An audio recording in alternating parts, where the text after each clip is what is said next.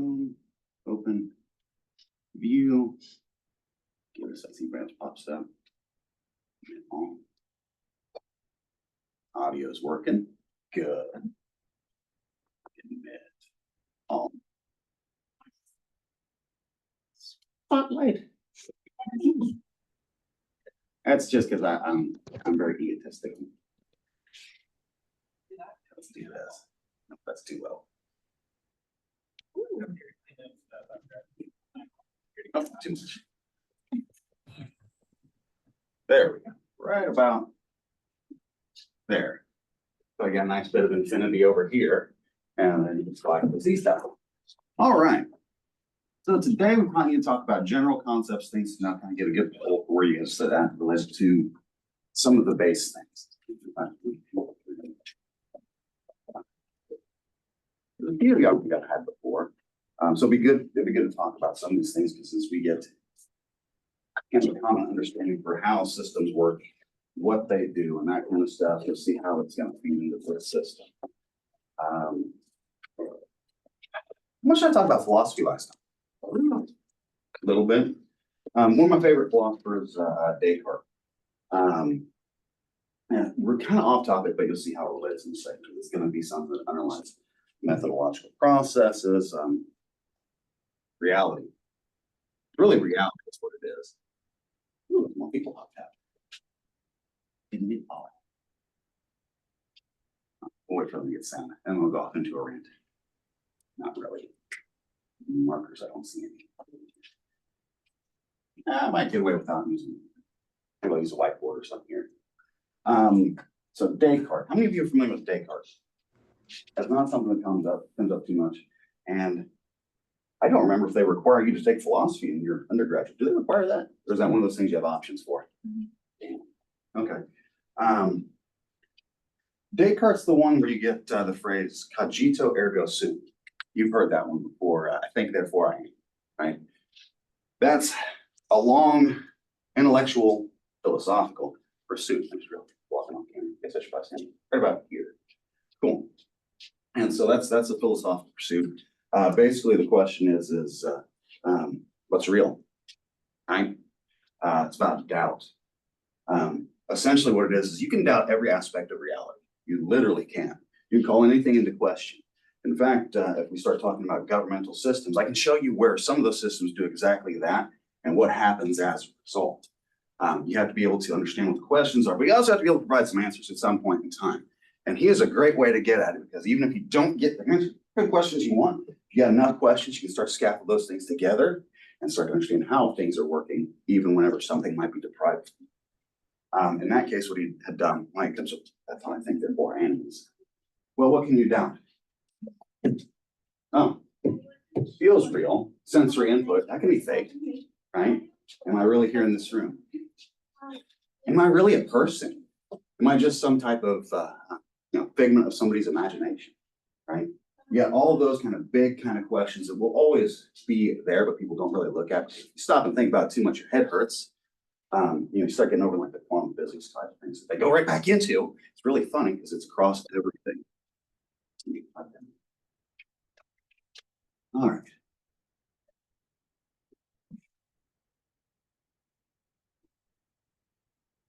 Three, 4, 5, 6, and then 1, 2, 3, 6, and 8, 9, 10, 12, and then moved again. Forget it, I'm not counting. I'm gonna say 15. And so we're dealing with doubts. And so as you work through that, it's like, how many things can you doubt? Is there a limit there? No. In terms of the great world that presents itself, there are no limits to anything. The limits that we have are the ones we put in place that would be bound to the system structure that we have here. There's things that you can use to leverage to move yourself forward. This is one of those areas where you start to understand one of those systems, the legal system, to some degree. What he ended up reaching was you can question everything, but eventually hit something that's real. For him, it was doubt. Can't question the fact I have doubts. I know those things are existing because I'm actually in that process right now. I'm doing that. There's something procedural there, something about movement there, something about actively being. I don't want to get into that. That's a bigger conversation. With that, that doubt is real. I can point to that. That means as a result of that doubt is real, something really is taking place here because that doubt exists. As a result, if I'm the one who's carrying that, I'm the one who's thinking it. I do actually exist. You end up with something. It's not exactly what you originally set out to do. Maybe in his case it was. It just takes a long time to get there because you got to run off into a tangent because you can't get a direct answer. It's the same thing over here. Finding direct answers for things. It's like if you want to talk to people, like what would that be? Interrogation stuff. It's like, yeah, expect people to lie to you and you're never going to get a straight answer for anything. So you got to figure out how to put things together so you can get the straight answers. Here, it's how to work the system. Here are the elements you need to know. The different actions that equate to those things, the different things that need to take place in sequence for those things to happen. And if we get off with that, it's like you have procedural issues and that invalidates everything. You have a procedural issue, technicality, person's going to walk. Here, what we have is you can't make those elements for a crime. You got nothing. That person walks, right? Maybe that's a good thing. Maybe that's a bad. We'll talk about that. Here, what can happen though is with the way that this thing's structured, you can get it where you can convict people for nothing at all. We do it all the time. We do it all the time for the most serious of crimes. We start looking at murders, that kind of thing. How many people are convicted of murder might be put to death and they find out, oh, a decade later, now we've got some science and can actually look at this stuff a little bit better. That person was innocent. Whoopsie. Yeah, that's not cool. So we got a lot of stuff to deal with. And the range there is all the way to include death. So a lot of stuff to work with here. As we're doing this, as we're going through these things, one of the most essential elements, people don't really talk about this, where you're standing. Well balanced is the thing I look for, because that means you can understand things beyond what you actually believe yourself. And that's kind of one of the big problems in society is people only understand where they're standing. And in terms of, I have this idea, I don't know the ground you're on over there. And so we'll work on that a little bit too, because you'll see exactly where those lines start to draw themselves in one of these systems. Every system, everything you get into is going to have lines in it. You got to figure out where those lines are. This one, we'll start out with governmental processes, since you guys, a good number of you know that already. We talked about that already. If you know the answer, hold off. If you don't, you're just going to pop something out, go ahead. What type of governmental system do we have?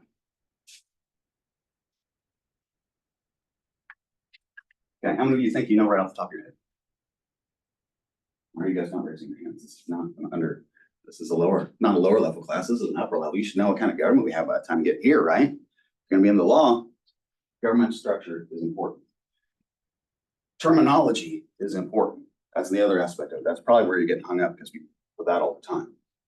They mess with that a lot, right? I don't know if it was in this class or not, it's like, you know, rants, and it's like they seem political, but they're not. What it is it's that definitional thing changes. Here, if I mentioned it, would have been probably Supreme Court stuff.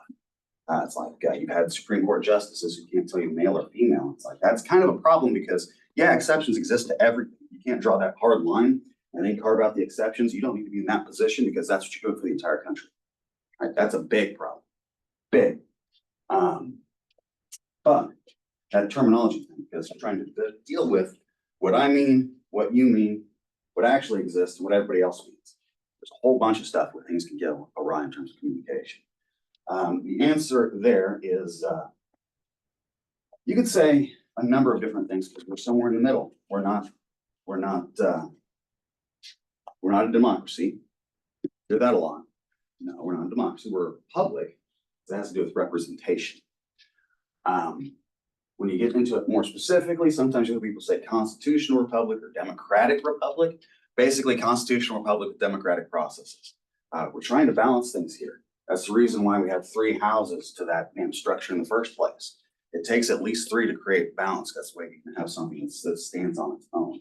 If you only have 2 sides, that's the same thing as having a god or a king, right? Because what'll happen is some point in time, those people are going to struggle, and there's only 2 people fighting. Somebody's going to win. You need someone else out there to be. We're going to rebalance this thing. You need to stop that, right? We're kind of going through that right now. But we see instead of actually dealing with the issues like what we should be, we whatever side you're on plays that politic game, which is driving things crazy. Whether it's we're going to put in our people, or whether it's we need to just revise this system. That's the new one. That's Supreme Court. We can talk about that one some. Whenever you hear that Supreme Court revisions, what they start talking about there are the number of people appointed to the court. Want to change that. Change that. Whoever's in power at the time that goes into effect can rewrite this entire structure if they want to a large degree, because that's constitutional processes. That's a different class. We won't get too heavy into that. Those things do change from time. So we do need to revisit that to see if it's appropriate, but to already have a definitive conclusion on that's kind of a problem. Right? And so that's some of the stuff that's going on there. Why it matters so much. If you have a pure democracy, that was the worst type of governmental structure ever critiqued to some degree. Why? No one's in charge. That's one thing of it. The other thing is, well, since no one's in charge, it's majority is in charge. So anyone who can sway people, that's who's in charge. And if you got someone who's charismatic and can do that, you can end up with a whole lot of people really, really fast. It's something that, usually what I say is when we start talking about democracies, that's majority rule. If you're a proponent for anything that's got more than one opinion, you can't go that way. Because that's essentially Darwin of ideas when the situation is not one that calls for that. You need to figure out what ideas are best, and not just start axing things off. Another way to put it is majority rules, minorities don't fare so well. You're a minority in something. You will be, because you're all individuals. At some point in time, if you're in this system, you'll be a minority because it's just you. Individuals. We focus on individuals. We focus on the overall society. Everything in the middle matters. Those two ends matter the most.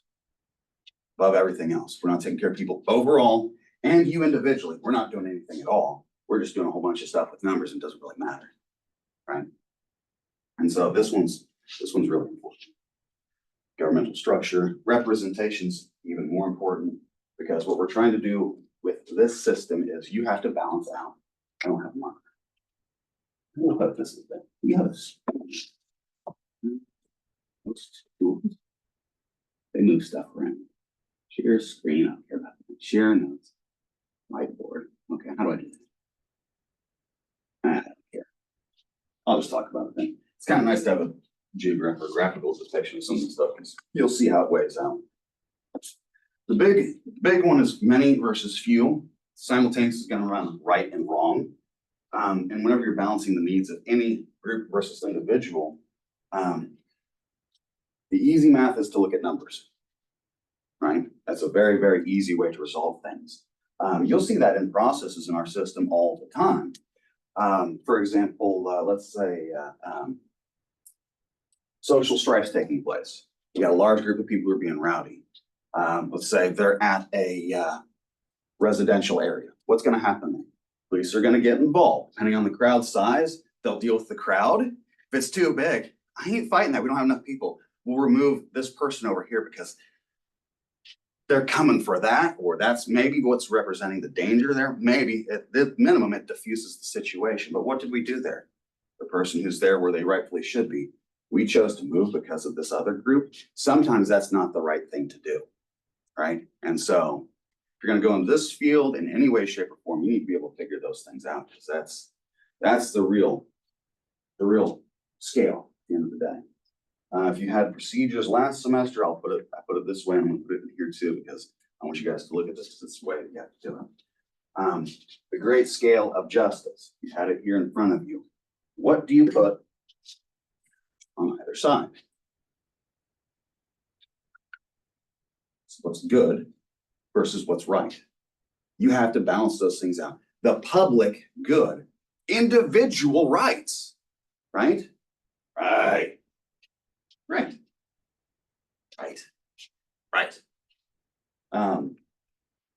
Yeah. And so as you're balancing those things out, those things will directly conflict.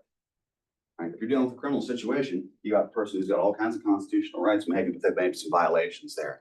And so you got to figure out how egregious are those violations, to whom was the, recipient to those violations, if they use it as self-crimes, if a victimless crime, but it's something that there's really victims here. And then what kind of problems does that present in society? Because if we're not balancing all those things at the same time, everything goes awry. That'd be like looking at drug crimes in Oregon, right? We're not going to enforce those things whatsoever. Okay, watch this. Everybody who's a heavy drug user knows that they're not going to be dealing with difficulties over there. I don't have to face that problem. I'm gone. I'm going to go over there, right? That area decays and falls apart. Everyone who was there to begin with, if they don't have the ability to, they're screwed. Right? It's the same kind of process as you see inside inner cities. It's been taking place for the last 100 years, kind of thing. It's just now scales changing and where. It's not the same process that works. As you're balancing those things out, if you deal with it in the direct, the minor, the most highest resolution, you're dealing with individuals again, because you're actually looking at individual issues. As you look at that, you deal with any crime. Probably the best one to talk about is one of the more dangerous ones, is domestic stuff. Because what you end up there with is you have all the social connections that people can't actually see or measure, except for the fact that these people in close proximity, and you don't know what the hell's going to go on when you get there, right? That's if you're a police officer. If you're a lawyer after the fact, it's going to be straightening up a whole lot of facts. People are going to be lying to you about all kinds of things. And you got to figure out what's your argument here, right? That's not going to be fun. I smile. It's like, that's actually kind of fun sometimes. But you get into some nasty stuff. As you're balancing that out, it's like those scales, those lines can become blurry because you're dealing with people in real situations. Being able to put a structure to it and actually do what's right there is very, very, very, very, very difficult. Part of the problem in society right now is people don't do that so much anymore. They'll treat people with special privileges and that kind of stuff if it suits them. That's not a good thing. Everyone should be treated with the same standard. That's a very, very important basis facet of society. If you're in evidence, maybe we'll talk about that a little bit later today. Basically, we start getting into is 1215 AD. That's that. I'll let you guys look that one up. There was something in particular relevant that came up in 1215 AD. That. So you've got all this stuff going on, plus all the people that are involved, plus everyone's got to try to understand what everyone else is doing. You have talked about centralization yet in any of your classes? Okay. In terms of structures, one of the first things that we'll go pretty heavy into, and I'll start breaking out first thing next class, because we'll just talk about the abstract stuff first. Okay, levels and systems, because we got a couple over here, right? You got federal, state, basically, when you start dealing with it. Each of those have different levels. That state one, though, those geographic territories, those are kind of hard boundaries, right? The laws in one state will not be the same as the next state over. There'll be heavy overlaps there. There'll be heavy overlaps there. Not going to be the same thing. There are going to be very, very important distinctions there. Sometimes it's going to relate to society and political issues that are in a given state. That's going to always be there. But really what you start dealing with is, good golly, problems as they present themselves, almost. I don't know where I want to go with that one, because that one takes me in a few different directions. Frustrations, that's what it is. It's a very frustrating process. There's time involved, and as you're trying to deal with that, it's like you're dealing with your individual case, you're dealing with the body of literature associated with whatever issues are actually presented within a case, because if you get into any of these cases, and I'll have you in some of them at some point, usually I focus at Supreme Court because they have the widest purview. Well, what you'll see there is none of these issues, it's like you'll get a case brief that's like maybe 30, 40 pages wrong. There's a lot of wrong involved. As you're going through that, how many different issues are going to be involved? It's going to be everything from the processes, specific crimes, to anything that might distinguish that case from anything else that's taken place. And then you have all the arguments that people are going to make for why something took place, or, yeah, no, that's not actually a crime, it's this. Here's my excuse, whatever. It gets very interesting because you can start looking, it's like, well, in terms of bodies of literature, so you got everything within your state, you got everything associated with all those issues that you have there. And then you can also start looking across those regions. Like I'm instead of looking here in Oklahoma for the arguments related to why I think abortion should or shouldn't be allowed at any point in time, I'm going to start looking across the country to see what arguments have already been made because, hey, I don't want to reinvent the wheel. Some of those are good arguments. Some of those are nasty arguments. And if you're aware of that they're being made in the way that they're being made, I would think society would flat can handle, but that would be me, right? I don't know. That's going to be your guys' decision to make in the next 20 to 30 years as that scrutiny increases on you. Stuff's going to get wild. It will. But with that, that's a little bit about governmental structure and kind of how it works. Bigger things that would balance things. I really want to mark. I can't believe I didn't bring one. I'm going to put my stuff in real quick. All right. We're doing time. Oh, 20 minutes. That's good. Okay. So governmental structure. Next things. We talked a little bit about the value of work and the value of education. All of its work. This is what you pay for. Good veneer. That's what I'll talk about.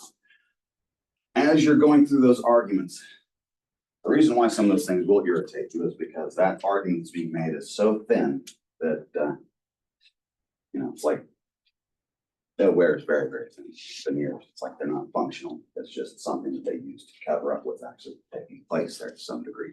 I've got a good argument for allowing this to take place. Guess what? If I really want it to take place, it doesn't matter how good of an argument you have, I'm going to let it take place. And that pissant argument you actually gave for it will work. Give you an example. This is one. Won't come up in here. Sometimes in policing stuff like that, but it's a legal thing. Whenever 2001, terrorism, all that stuff. So a lot of talk about terrorism, foreign and domestic anymore these days. So imagine how much scrutiny you're going to be getting soon. It's going to be everyone getting that scrutiny because that's the way you do that. Arguments there. If I said Edward Snowden, you guys know what I'm talking about, right? Anyone not recognize that name? Everyone does recognize that name, man. Okay, good. One of the big things that he did was he identified a program called, wasn't Windstream, was it? Stellar Wind, that's what it was. Basically what it was is it was a mass program to collect data across all people in this country. A lot of data. To include everyone you call and talk to and all the information about those calls. Like, ooh, do you guys have privacy anymore? That's kind of one of those things that yeah, you kind of violated people. That's like that'd be like looking in their underwear drawer kind of things. Like, yeah, you got real personal real quick. The argument's made for that one. Of course, on the side that you violated people's rights, that's all obvious. The argument for doing it. Since it's at this level and it includes all people we have violated, no one's individual rights. If they get you into a group and you agree to it, you don't have individual rights. You are a group. They will treat you as such. Keep that in mind. It's like, that's dangerous because people do that a lot. I don't understand that because it's harmful for everyone, but they do that anyway. That was important. Sorry about that. But yeah, that's how that will work. Those arguments matter a lot. To some degree, as you're going through those things and you see that, if you really like it, what you'll start doing is you'll start seeing what kinds of arguments are made for what types of things as you get into it. For here, that's high level. We don't necessarily do that in here. What we'll do here is talk about basic elements and how those things are set up, where those thresholds are, where you'll cross those lines into criminal territory, where if anyone has any reason to leverage the system against you, they can. Those thresholds are nowhere near where you think they are. And it's like the point in time where you can accidentally traipse off into this area is very, very, very easy.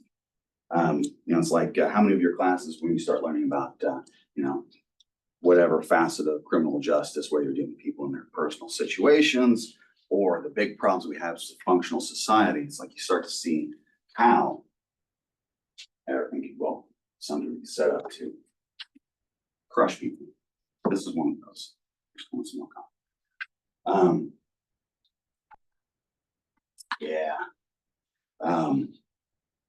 We'll focus on elements and those thresholds because that's going to be a big thing. Not knowing what things constitute what and the background information for the arguments that are put forward to you already. Some of those are false. There's a lot of misinformation, disinformation, all that good stuff out there. That goes everywhere.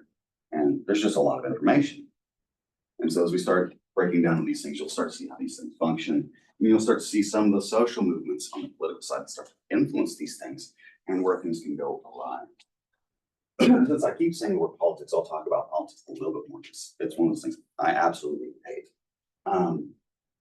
It's like, it doesn't matter what side you're on, both sides need each other. If you actually look at the structure of those sides, what the people do, and what kind of sorts people in their houses, you get started here, here. If you're gonna start weighing those things across people, that's a really hard thing to do. You can focus on the negative elements, people are positive elements, will focus on the positive. Probably the biggest one on one side is they don't see boundaries. That's really good if you're trying to create a cohesive society, a collective that's functional and works together. You need that. On one side, it's like we got structure in how things work. We need that thing to work too. And if those things don't work together, the whole thing goes kaput. And since those sides aren't talking, basically what's happening is each side will institute their own version of what the other side has. And since they're not good at it, it sucks. And that's why everything sucks today. Sorry. But over time, we'll work on that. Starts with communication and this kind of stuff. Starts with knowing where those lines are. And as you move out into the regular world, you'll have information here you can actually present to people and show you flawed arguments. You can identify some of those flawed arguments for people. Here's a good one, and we'll talk more about it when we get to like murder, because it falls in that section, the abortion stuff. It's like, yeah, you have all the people celebrating the fact that there's a choice there. I like that there's a choice there. That's a bad choice to ever actually have to consider, because what that means is that situation there, some stuff has gone awry, usually, right?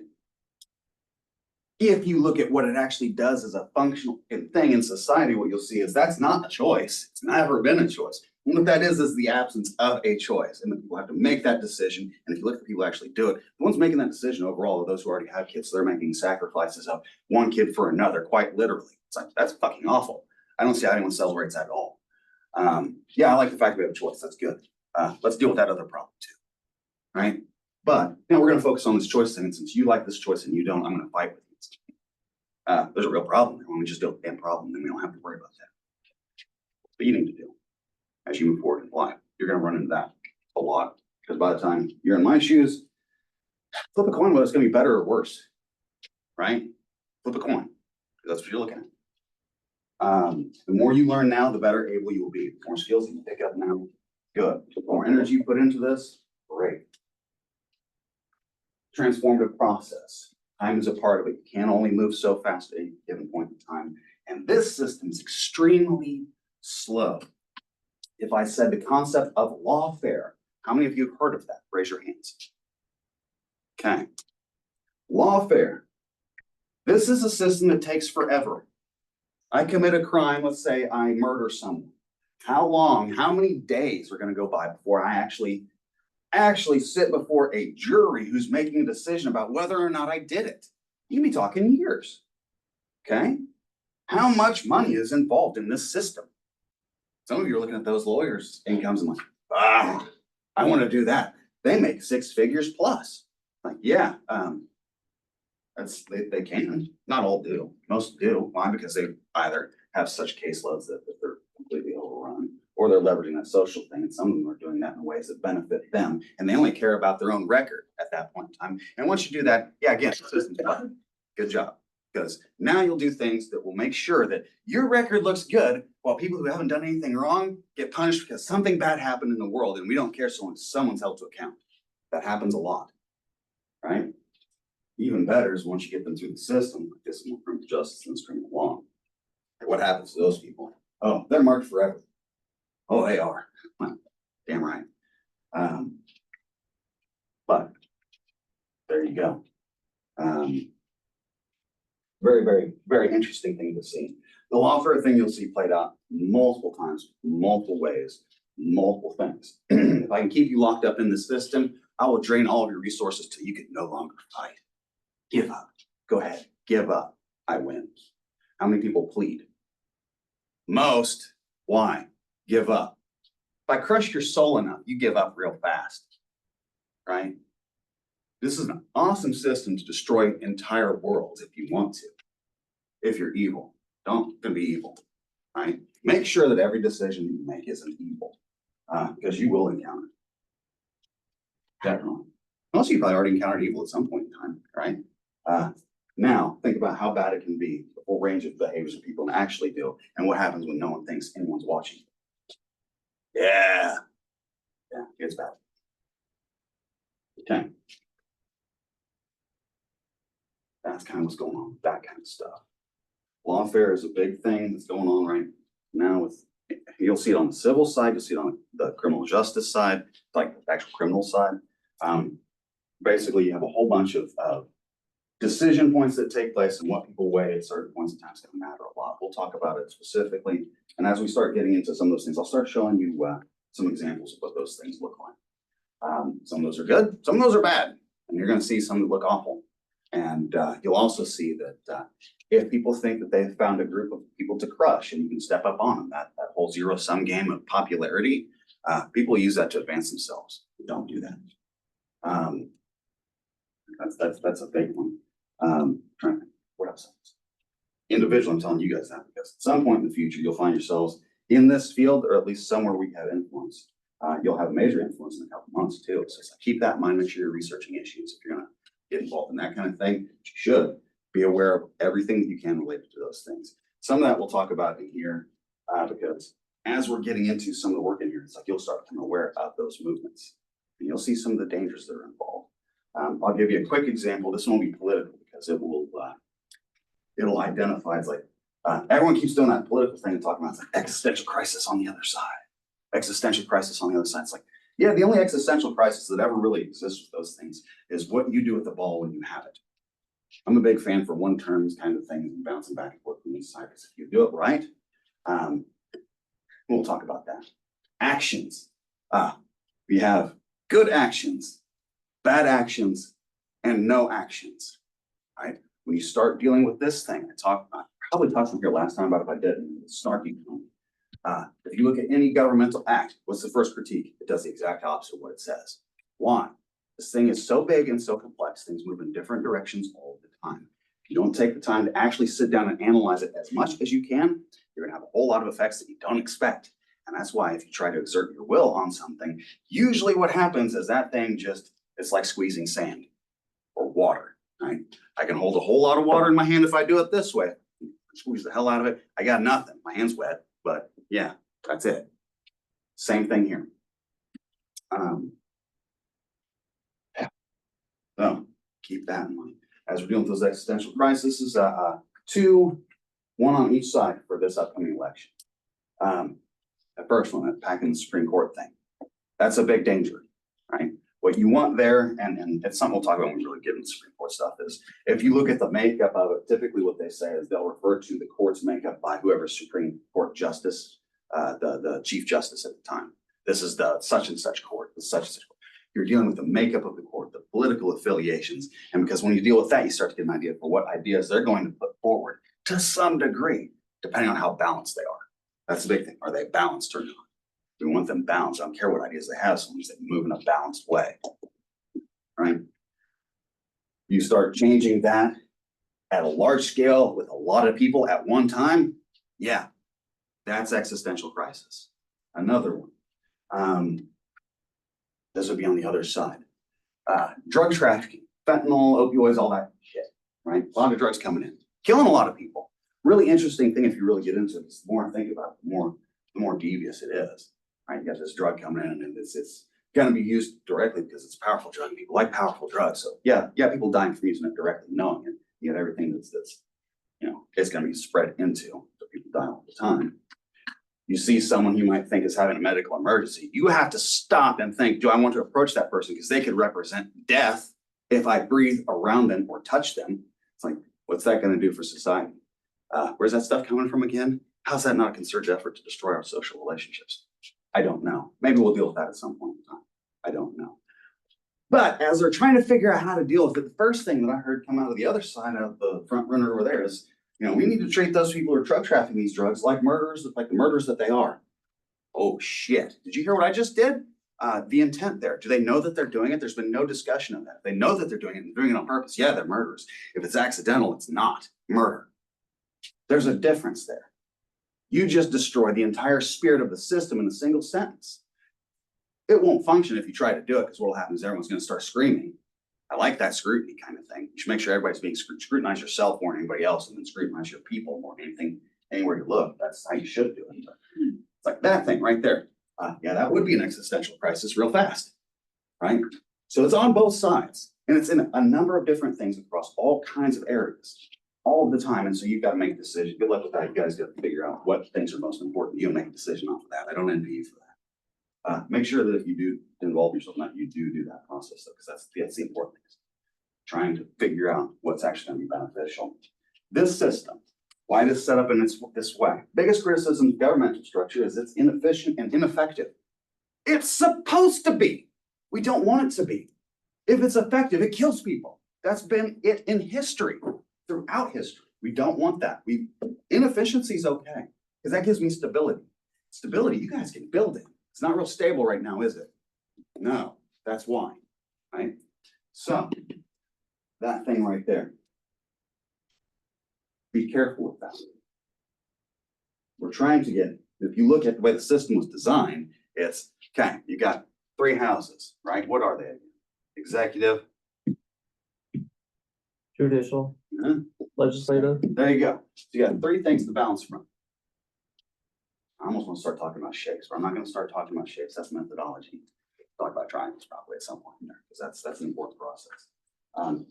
And actually, I probably will talk about non-classes today. Now that I think about it, we need to talk about that. Yeah, so it's a triangle, which means with that, it can self-balance. You have different processes. You have that whole checks and balances thing. The reason why is no action is better than the wrong action. If everybody can't agree, we don't do anything. If you look at Congress, how's Congress set up? You have how many in the House, how many in the Senate? I don't remember the number in the House right off the top of my head. That's sad. It's several hundred, right? How many in the Senate? 2 per. Yeah, why is that? That's that great debate, okay? If population matters and that kind of thing matters, look to the House of Representatives, because that's based off of that. Over on the Senate side, every idea, every place is equal. It doesn't matter who's there. You got a seat at the table. We got to balance out both of these things before we can find a common agreement to move forward. If you can't balance those things, you don't move. Any more people aren't doing that. They're playing the political game of, I can get enough of you to agree with me. I can get you to move over here. Look what I can do rather than what I should. That's the problem. Okay. That's going to be a big problem. More and more. Discretionary decisions, those points. If you're trying to understand structures, first thing you need to look at are the way things move, and that's going to be your decision points. This one is pretty simple. We'll go through that as we start moving into courtroom actors and that kind of thing. I'm taking longer than I thought for this. Courtroom actors. If you look at the courtroom itself, each of those positions, people, however you want to look at it, specific functions that they serve, right? Let's do that for a little bit. Courtroom actors. We'll start with who's in the courtroom that matters. You're going into trial. Who are you? Who are you? Getting ready to go into a trial. Who are you? What role do you have? Give me a role. There you go. Yeah. Prosecution, defense, plaintiff, defendant, right? Or appellee, appellant, or whatever the hell's on the civil side. I don't do that. I'm not very civil. Okay. 2 sides right there. Who else is involved? Yeah, the crux of the dilemma. We're trying to figure out what actually occurred here. Judge. Judge, yes. That's an important one. Okay, so we got judge. We've got prosecution and defense. So judge here, prosecution's over there, defense over there. You have somebody right here. Judge. He's sitting here. Sometimes they're over here. Who those people are? They sit over here. They talk. Witness. There you go. Excellent. So you got witnesses, right? Who else is there?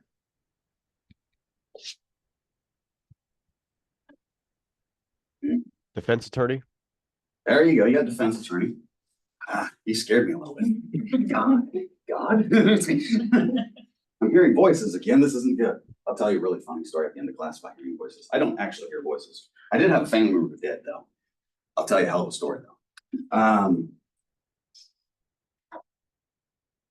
Okay. So we're putting on a show. Who are we putting that show on for?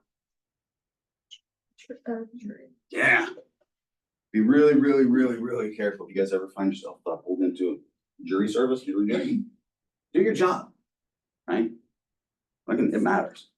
So let's talk about which one of those things does. Prosecution and defense, those are pretty straightforward, right? You know exactly what they're fighting for. What's the judge fighting for? He's gonna be fighting for something. They're gonna be struggling he's involved in, or she, they, whoever.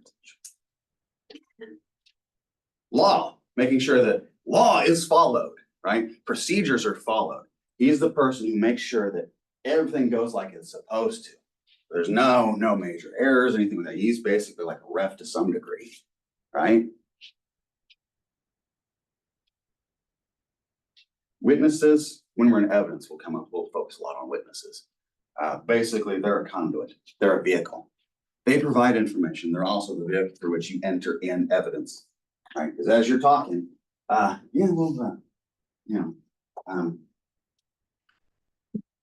here's what happened. I was leaving the bar, and me and my brother were headed off this way, and my sister. My brother, he falls behind, and I wasn't paying much attention. The next thing I know is I turn around, I see him, he's being drugged down an alley, and I see the silver gun that's being brought up, and it's getting bashed in the face with it. Okay. Enter into evidence. This right here, this is the gun we found on the perpetrator. It matches that description. Fuck, buddy. Right? That's what the kind of things you do, because you do that impact. That's going to have a big impact on that jury. In law school, they'll teach you how to play with that. At the same time, they'll give you some very negative things about where they place themselves related to the jury on average. If you deal with a good lawyer, you won't see this, but if you're the average one, it's like you'll get this one. The jury there, when it starts coming to manipulations, they'll tell you it's like those are 12 people who weren't smart enough to get out of jury duty. Yeah, no, that's really a negative thing. And if you keep doing that, it's like I really don't like you. What you have there is you have something that's going to take place. You're trying to figure out what factually occurred, and life is getting difficult. It takes 12 people to figure out what factually occurred. All they do is determine facts. They don't determine guilt or innocent. Facts. Those things build up, and once they figure out enough facts, okay, this person is either guilty of this crime or isn't. It stacks. They have the ultimate decision. It's a whole bunch of separate decisions that build up into it. At the same time, whenever you actually do it, it's like you're going to see the average person doesn't do that at all. And that thing that guy said, or that gal said, that lawyer who's teaching it said, it's very, very pessimistic. You can see the real side of it is, yeah, pessimism. There's a reason why people are like that. Most of them treat it like it's a TV show, right? I'm going to sit there, I'm just going to watch to see what happens, and I'll make my decisions. It's like whether it's one of those bias things they play with. That's like this jurors of that race of the defendants, so they're going to be more likely to sympathize with them, or whether it's I don't like that one, or whether it's the whole how I present this, I can influence the way that they're weighing these things. No, you should be presenting it objectively. You should be doing what's truthful and what's right rather than trying to win. I guess people do what they do. It is a very, very, very important thing to keep in mind. Whenever you do that, you should treat it just like, you should treat everything, right? I'm going to try to learn this as much as I can. I'm going to take notes on that kind of stuff. I had the opportunity to juror one time. I'll never get the opportunity again. If you stay in this field for very long, they'll kick you out of it. Especially if you go into a career in this stuff. Then you can see how the sausage is made, and you realize that's made out of people. It's like, yeah, I don't want to see that grind up anymore. They won't put you in there unless you're testifying or something. That kind of. You'll be completely out of this stuff. This murder case, very, very interesting. 12 jurors, including myself, 2 alternates. Those little notepads, those little legal notepads you get. It's for note taking. I'll give you a pen so that way you can pay attention. I filled that damn thing. No one else used it except for one other person. Out of pages this size, they've written this much. As we got back to deliberations, questions start coming up. No one knew their ass from a hole in the ground. Not happy about that, right? Because I'm having to go back and like, no, they said this, and quite obviously this. And that's that person lying to you. And if you don't see that, I'm really worried about how intelligent you are, right? You don't want to vote for this person to be guilty because they fucking murdered somebody, but you realize that there's an issue with some type of group this person's associated with, where they've been treated unfairly over time. It's like, I get that. At the same time, that does not excuse that person from going out and shooting someone in the damn stomach and killing them, right? Like, that person's going away. They should. Will they? I don't know. It depends on what the jurors want to do. Okay, so what do you argue here? Arguments. 3 times. You choose which one, you sew them together to determine what argument fits you, your side, the best. Facts. Ideally, we're in that area, right? We're dealing with factually occurred, and we just have to determine, is this you? Pretty straightforward. The law. Sometimes that thing's screwed up, right? Whether it's the way it's been functioning, how it's been, the processes involved, who it's actually targeting to some degree, and be part of that. It will. It does. It is sometimes. Sometimes there are loopholes. Sometimes those loopholes are there for a reason. It's like if you start talking about affirmative defenses, which we will, those are things that you put forward, reasons why I should not be held responsible for this action over here, even though I knew it was wrong. There are reasons. There are justifications and excuses for things. You got to have those because life is difficult. So you got facts, law. Third one, character. We have character witnesses, right? I won't get heavy into that, but if I can make you a person enough, you might just convict you because you don't like it. That one I'll go back in the political. That's what worries me on the political front right now. That's my biggest issue. That's because I see, I don't know if I mentioned it here. I think I mentioned it in my classes. Like, that sounds really political and it takes a side on something. It's like, no, it's not that. It's a procedural error. One of those candidates that's been convicted of felonies. It's like, problem here. You can convict him. Yeah, that's the whatever. You need to go back and convict him of an actual crime that he's hiding. If you don't have that crime that's being hidden, there's nothing to hush. You don't have that yet. You skipped a step. Go back. Do not pass go. Do not collect $200 if you keep that up because I'd rather see you in jail. That's a big problem. That's someone who's decided to leverage the system in a way that's not good. That's not our problem though, because that's not even our damn state. So, okay, not our problem. We have our own problems, right? Make sure you're aware of what they are and actually pay attention. That's going to be a big one because there's that one and there's a whole bunch of others. Literally on both sides. It's like, good luck picking lesser of two evils. Again, that's going to be the same thing with that. It will affect the system, and you'll see how people do it in nasty ways here. I can show you where it's like, okay, here's how many states. Talk about this real quick because it's one of those things that will. We got 1 minute to speak at one. You're not guaranteed an accurate resolution to your trial. You're just guaranteed that it won't be fundamentally flawed. That we won't purposefully screw it up in a way to make sure that you go away. And then if it accidentally happens, we'll address it. In theory. Is that the case though? Ooh. What goes on with people who are trying to request DNA evidence that they didn't have 30 years ago, that they have now, and might prove their innocence for murders? You go with Project Innocence, you'll see just what kind of difficulties they run into over there, because it's no longer an issue about who's right and wrong. It's some asshole's fucking record. The hell is that? That's wrong. If we start addressing that, it's no problem we have in society. That goes away. It's one of those things, you fix these problems, that stuff's going, right? Leverage problems to fix other problems. That's how we did it in the system. That's what it's set up to do. Ideally, you don't move if you can't get everyone to agree on what's right.